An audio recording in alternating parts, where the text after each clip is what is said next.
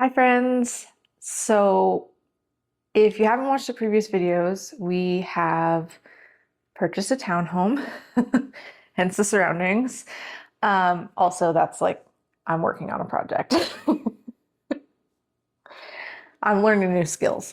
Let's put it that way. But so one of the things that we wanted to do, again, if you didn't watch any of the videos over the winter, my spouse and I actually did, we were doing CrossFit over the winter as like our form of staying active, if you will. So coming back to Canada, we're like, oh yeah, we want to continue to do this. We're enjoying it. We're enjoying the community. We're enjoying like, how do I describe it? Like the strength that we've been feeling from doing CrossFit. And there's the yawns. And so coming back home, we started researching, and there used to be CrossFit gyms in the city that we're in, but there isn't anymore. And the closest ones are like 25 minutes or 25 to 30 minutes away, which I know in the grand scheme of things is not that far, but if you're looking for reasons to not go to the gym, the drive might be something that you're like, no, I don't want to do that.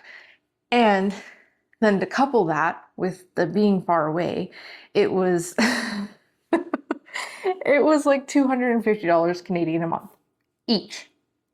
So like $500 a month. And I don't think either of us, my spouse or I, have any desire to pay that much money for any membership for anything. Like, I don't think that there is anything that we would see that much value in. $500 worth of value. And I get it, it's like our life and we're enjoying it. We took a different approach. So we've been building, because our basement here is undeveloped. So we've been building an at-home gym, and we've been doing it through like doing it secondhand. We have gotten a few things that were like on sale or just really, really good pricing, brand new, because some things that we were interested in, we couldn't find secondhand, or we've been searching for, and people are charging more than it was to get some of this stuff on sale. So we are shopping around, if you will, and trying to do most of it secondhand. My spouse surprised me. So our first winter, our second winter, we spent in Idaho. We had memberships to the recreation center in the town, and they had a steam room and a sauna. And I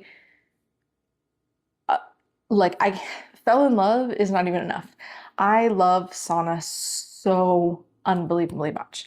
It makes me feel good. It makes me feel like I'm healing my body. And there's just, I mean, the scientific evidence of sauna in your lifestyle is very cool. And there's a lot of it. It's very cultural in a lot of places to sauna frequently. So, and those are the cultures for me. But anywho, so one of the secondhand things we got was a rack. Like you can load your barbell and your weights onto it and do pull-ups and things like that.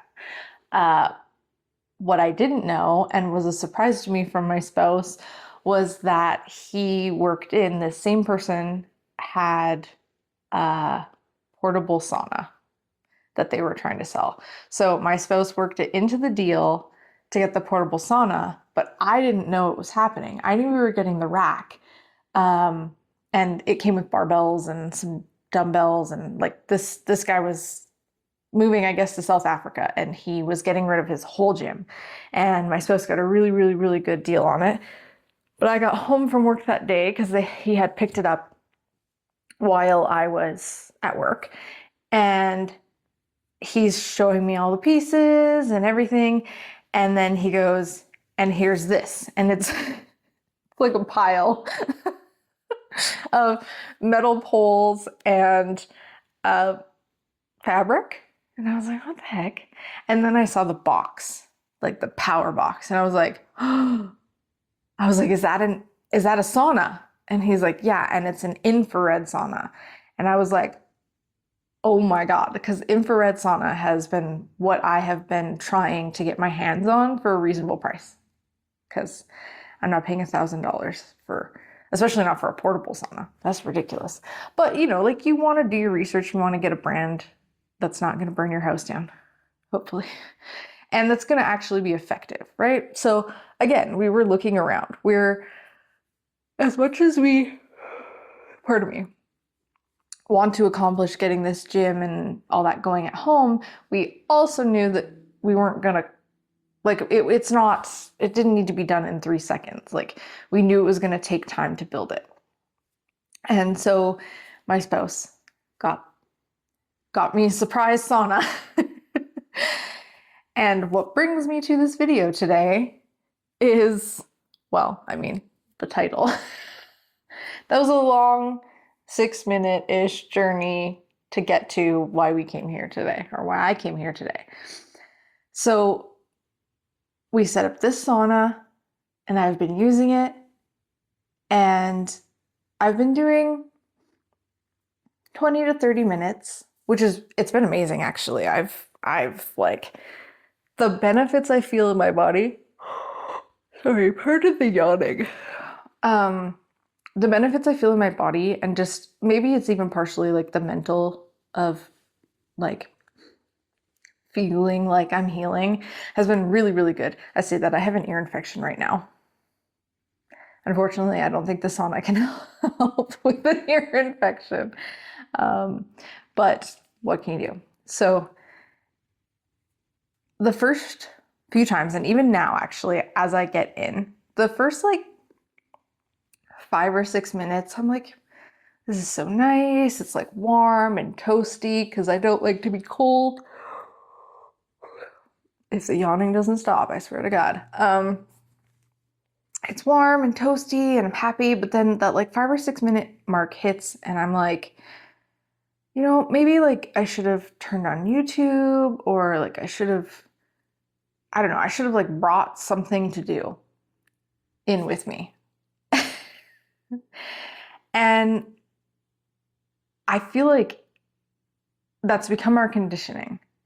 And I like stopped myself and I'm like feeling this like itch that I need to be doing something, or that I need to be like on my phone, or that I need to be doing just like something other than just like sitting here. Not because I feel like it's not productive. I don't think it's a production issue. It's like a boredom issue.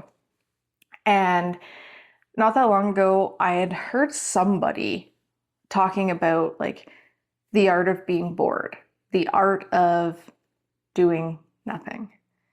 And it hit me that this was the perfect moment, because this is probably what brought these people to thinking about doing nothing and finding boredom.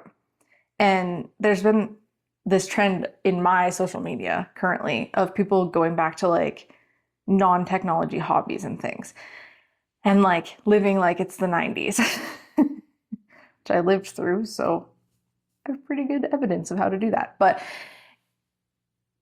I'm sitting in the sauna and it hits me that I'm itching to do something, or that I should have something going, or that there should be something on that I could watch while I'm sitting here.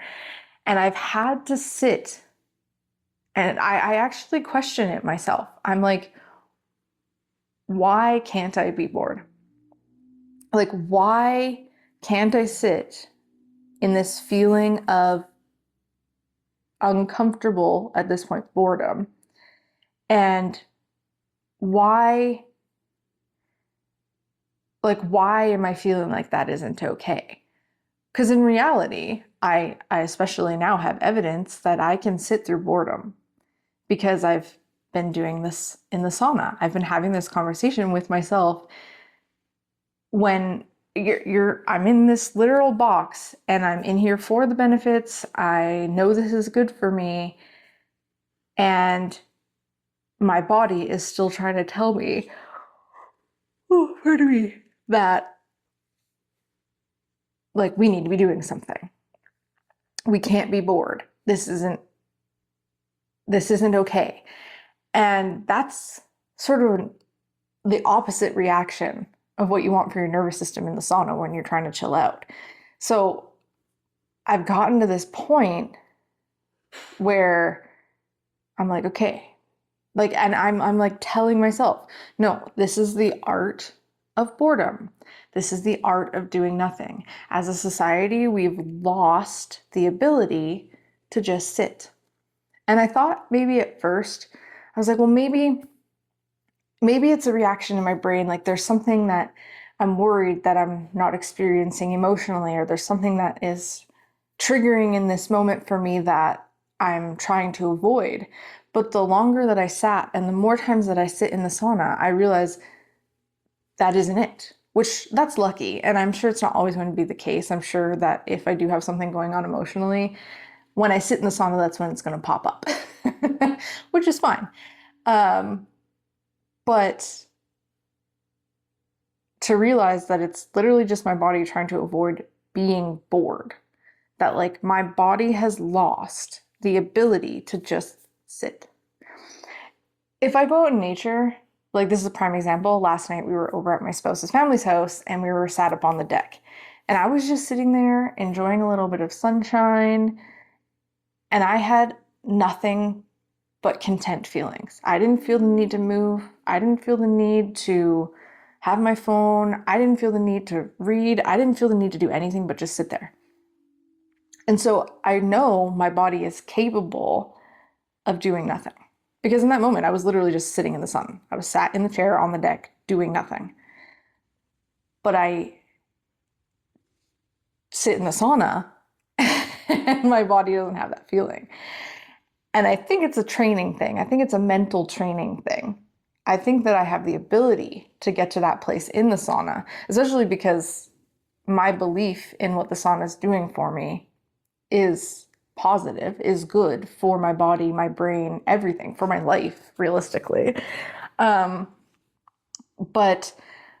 I'm not at that point yet. And it's really been me being self-aware and aware of my thoughts to be like, okay, well, no, this isn't because I'm dealing with something emotionally. It's just that over the years where we're pretty consistently stimulated by something, like I'm working out, I'm listening to music. I'm walking down the street, I'm possibly listening to a music or podcast. I'm at work, there's music, there's, work happening. I'm at home and I'm cleaning the house. I've got, a YouTube video on or something. So there's this, and I think that like that's been pretty normal. Even growing up, like with my family, it would be say like a day where we're house cleaning before people come over or something. We had music on. And while I don't consider music to be a distraction, music is definitely something that like lights me up and is a very positive thing in my life and has always been. I don't just clean the house in silence. I don't just sit in silence. Even because I'm still trying to meditate here and there, which is like many moons ago videos I talked about meditation. But they're guided. So it's not quiet either, which is interesting to me, but that's for another day. But I just realized, like, I started in these moments in the sauna, like assessing these aspects of my life, assessing the fact that like I literally don't ever exist in quiet. If my spouse is, say, out playing hockey or he's got work or whatever it is, and I feel like reading, I've gotten into the habit of putting on these like YouTube videos where it's like instrumental music with like a scene playing, which is great for vibes. But I realized still, I'm not just like sitting reading or sitting and doing nothing. And I don't I don't think it was an intentional loss of that ability, but it's a jarring thing to realize now for me that I don't know how to exist in boredom. And I think as like kids, you if you felt bored, you found something to do, right? That's our conditioning as kids. We're like, I'm bored, okay, I'm gonna go play Lego. Or, oh, I'm bored, I'm gonna call a friend and see if I can play with a friend. And I feel like those are good things as a kid, but as an adult, where we're in this like constantly stimulated state, we've learned that to be content, we have to be doing something. And I am in the process of teaching myself that we can be content doing nothing.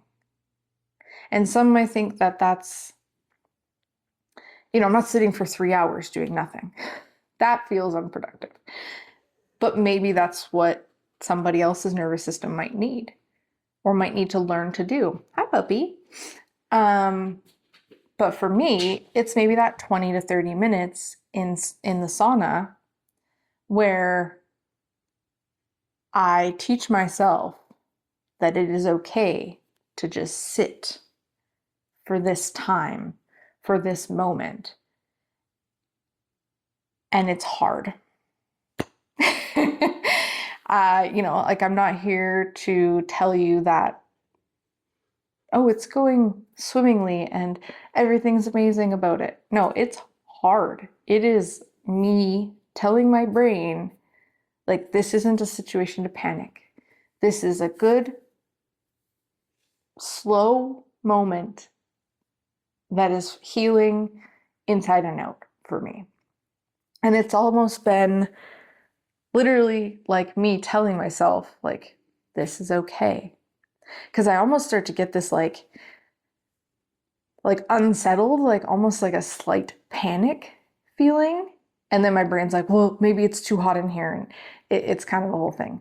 But I'm able to, because I'm aware that my thoughts create my experiences and my life and everything in my life, I'm able to tell myself, create thoughts that make it so that it's turning into, instead of a panic situation, a calming situation. I have this time to do nothing. I have this time to feel bored and be okay feeling bored.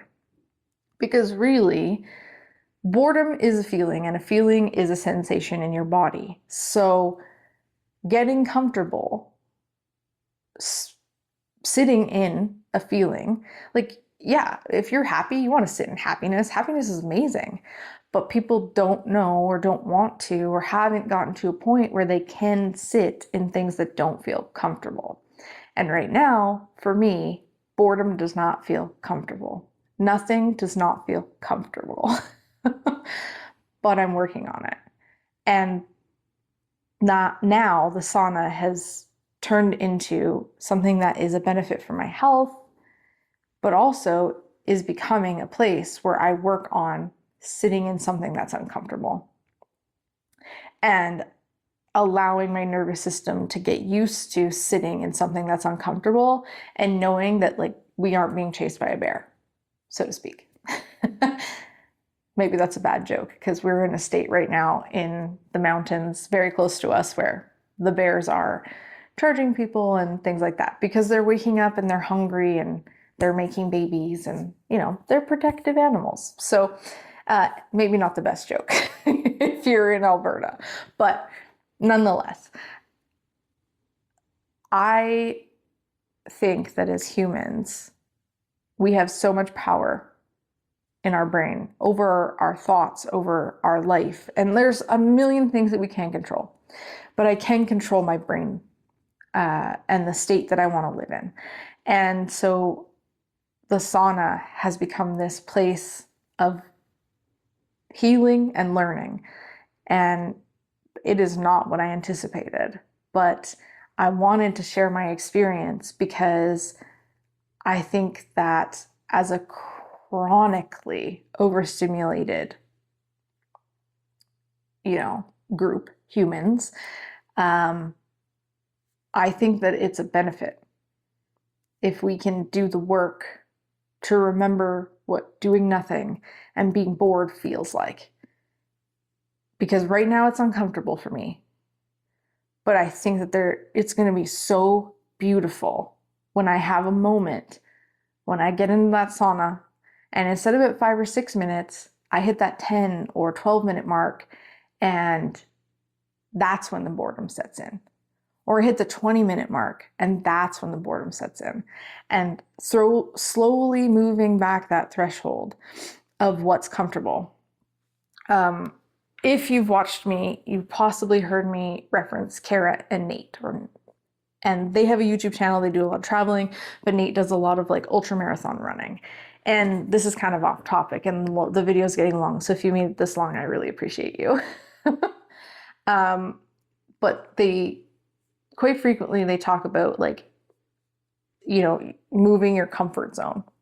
So basically doing something slightly out of your comfort zone, and then your comfort zone gets bigger.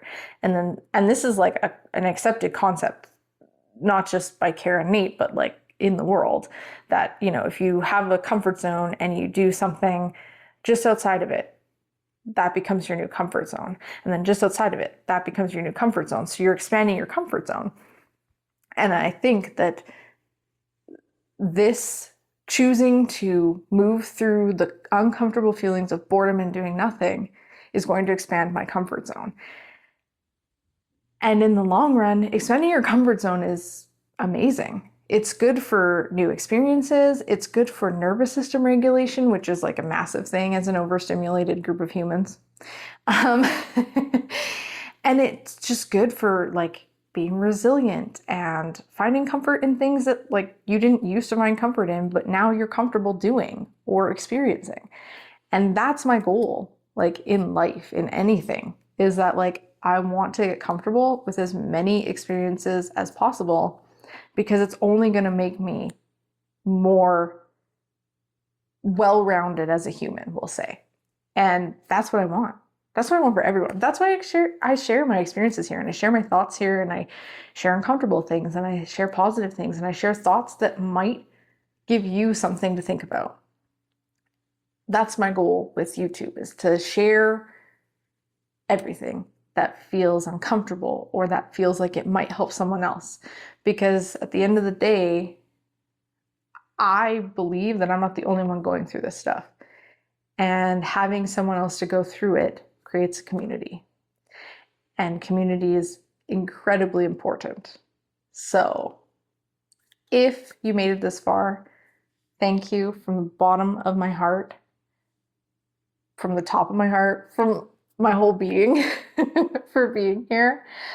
Like and subscribe. I am still trying to get to 50 subscribers so that I can go live and actually like interact a little more real time with people. Again, creating that community.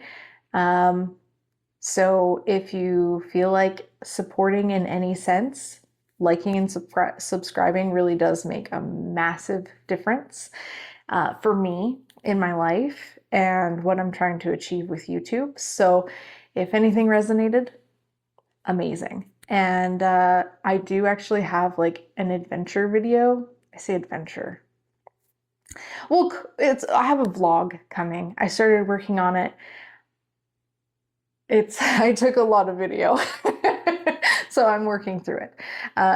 It's taking time, which is okay because it's a labor of love. It's not something I have negativity about. It's something I'm like really, really enjoying doing. So in the meantime, I will give you this video of thoughts, and let me know down in the comments if you notice there's anywhere in your life where your body or your mind is resisting sitting in boredom or feeling nothing, doing nothing. You'll feel a lot of things.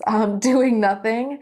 Let me know in the comments if you've ever experienced it before, or if you find that you choose to avoid situations where you're doing nothing? I'm actually curious to hear about that.